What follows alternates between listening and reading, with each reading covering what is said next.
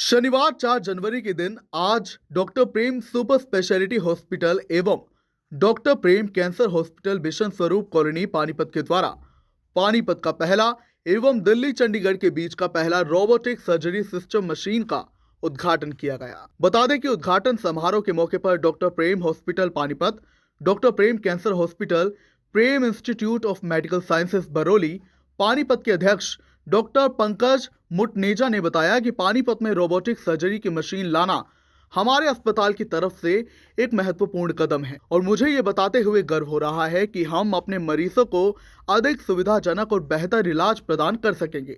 आपको सर्जन के point of view से और मरीज के पॉइंट ऑफ व्यू से एडवांटेजेस बता दिए हैं।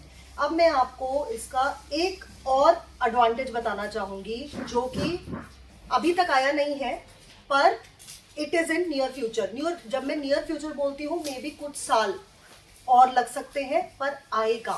वो ये है कि अगर मैं यहाँ बैठी हुई हूँ आप सबके सामने और यहाँ पे मेरे पास कंसोल है, कोई पेशेंट बहुत ही रिमोट जगह पर, हरियाणा के किसी बहुत ही, सिर्फ हरियाणा के नहीं, अमेरिका के किसी छोटे से विलेज में बैठा हुआ है, मैं उस पर भी ऑपरेशन कर सकती हूँ अपना रोबोट यूज़ करके। इसका ये एक बहुत ज़रूरी एडवांटेज हम इंडियंस के लिए बहुत ज़रूरी है।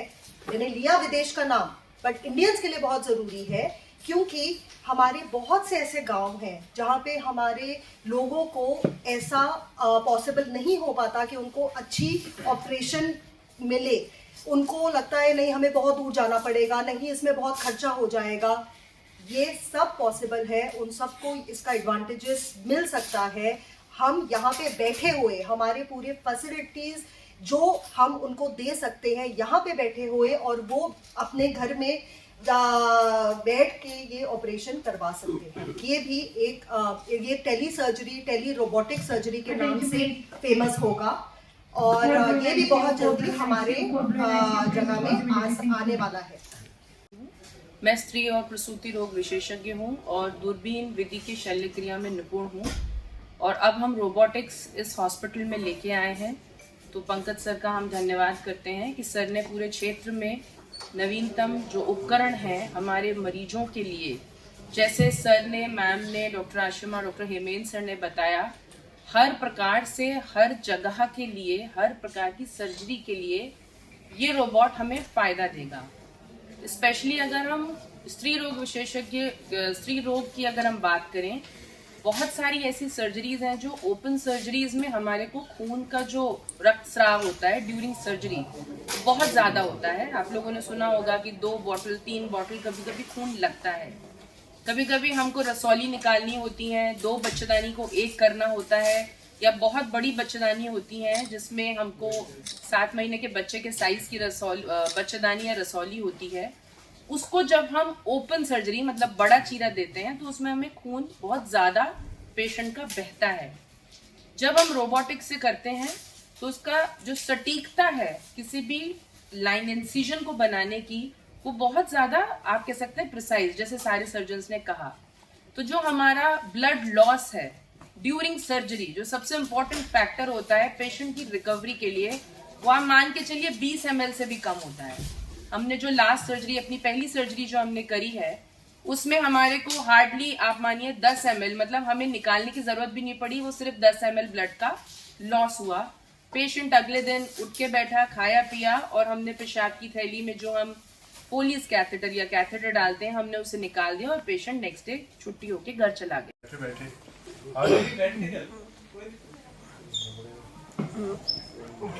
आज जो हमें आपको बुलाया है, एक मेजर डेवलपमेंट है सारे कंट्री की। एक्चुअली रोबोटिक सर्जरी ऐसी सर्जरी है जो सारे बॉडी पे, कान, ईएनटी, गर्दन, थायराइड, छाती, अब्डोमेन, पेट, कहीं भी ये इस्तेमाल करके, और ये नेक्स्ट, मैं कहता हूँ, पहले हम ओपन सर्जरी करते थे चीर फाड़ करके। 90s में लेप्रोस्कोपी आई, दूरबीन आया, ये उससे आगे more specific for the betterment of मरीज। इसमें जैसे अभी बताया, कुछ एरियाज ऐसे हैं जो हम दूरबीन में भी नहीं पहुंच पाते थे, इतनी क्लैरिटी से नहीं देख सकते थे, और 3D विजन के साथ नहीं देख सकते थे। मतलब हम राइट, लेफ्ट या डेप्थ, जैसे हम ओपन सर्जरी कर रहे हैं, ओपन सर्जरी में भी हम अंदाजे से हाथ से करते थे। कुछ एरिया जैसे पेल्विस है, बहुत चीजें हमें दिखती नहीं थी, बट एक मोटा मोटा स्टेप होता था, वजाइना आगे, वजाइने से काटना है। या हम एक एक चीज पकड़ते हुए आगे जाते हैं, so there is no bleeding. मतलब वो कहते हैं ना, एक छोटा सा आरबीसी भी पकड़ा जाता है, और सब कुछ अंडर विजन, 3D विजन में। तो वो वाली जो सर्जरीज, खासतौर कैंसर सर्जरीज, जो एक रूटीन सर्जरी 6 से 12 घंटे की होती है, रिकंस्ट्रक्शन, वो सर्जन के लिए बहुत अच्छी मानी जाती है कि वो कुर्सी पे बैठ के आराम से everything in control in vision specifically करता रहता है। उससे क्या है, मरीज की वर्चुअली अगले दिन लिमिटेड, उसमें आप जानते हो कैंसर का मरीज पहले ही कॉम्प्रोमाइज होता है, अंदर की ताकत कम होती है, खुराक कम होती है, कमजोर होता है। अगर हम उसकी ज्यादा चीर फाड़ करें तो उसकी रिकवरी टाइम बहुत लंबी हो जाती है। लंबी होने से वो ऑपरेशन के 4-5 दिन बाद भी लाइफ एंड डेथ के बीच में झूलता रहता है कि निकलेगा या नहीं निकलेगा। फैक्ट्स ये हैं। विद दिस मिनिमल ट्रॉमा होता है। जब इंजरी कम होएगी तो इन्फ्लेमेशन कम होएगी, ब्लड लॉस नहीं होगा, मरीज की रिकवरी फार बेटर होगी। That is only one. फिर इसमें हमारी जो मूवमेंट्स हैं, कुछ हमारे हाथ की मूवमेंट्स इतनी जाती है, this movement is almost 360 degrees, 270 to 360 degrees हम अंदर टांके लगा सकते हैं, एक छोटी सी गैप के अंदर, अंडर विजन, जो हम लेप्रोस्कोपी में भी नहीं कर पाते।